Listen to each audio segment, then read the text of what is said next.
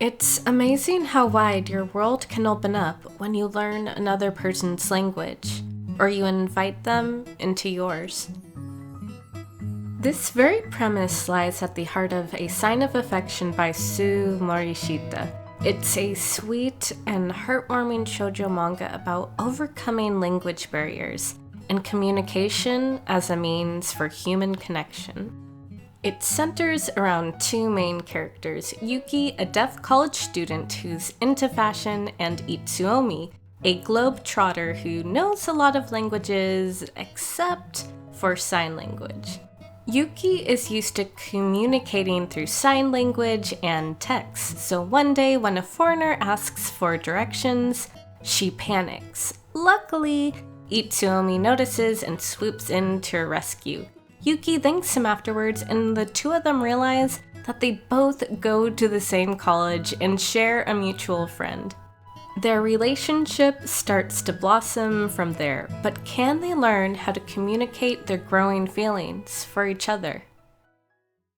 Right off the bat, I have to say I'm glad that this manga exists because it's an important and interesting subject to explore.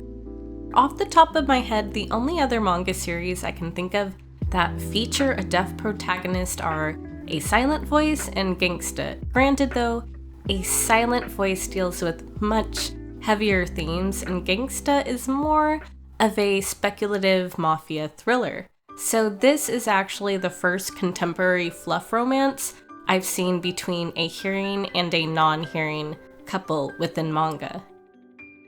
This manga takes a look at what kind of barriers they face and how they learn to overcome them. Like, we see the two of them texting back and forth. We see Yuki using a chalkboard, or Yuki trying to teach Itsuomi sign language, and it's really cute to watch.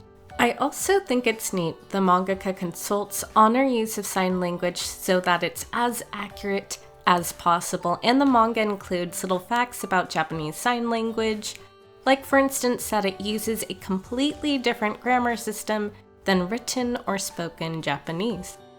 Next, I have to talk about the manga's art. The art style is absolutely dreamy and lovely, and we get the kind of classic shoujo bubbles and starry eyes. Also, the winter backdrop not only ties into the theme of Yuki's name, but it creates a cozy vibe and makes reading this manga feel like drinking a sweet cup of hot cocoa with marshmallows on top.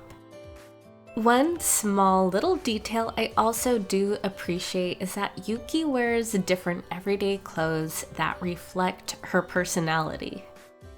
I also really do enjoy Yuki as a main character so far. She's really soft, but at the same time, also determined. To be honest though, she is the only character whose personality I have a clear idea of at the moment, which is understandable since this is only the first volume of the series. Like right now, I'm questioning whether Itsuomi is a player, and is he just using Yuki to learn another language, or does he have genuine feelings for her as a person?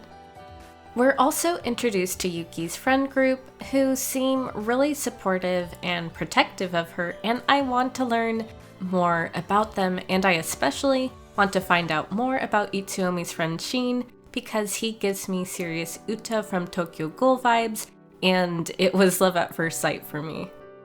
And while I'm on the topic of love at first sight, I do have to give one disclaimer about the series, and that's Yuki falls for Itsuomi really fast.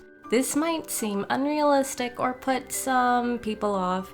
However, I don't necessarily mind if this seems like a case of insta-love, since one, Yuki herself is questioning whether what she feels for Itsuomi is a crush or something more.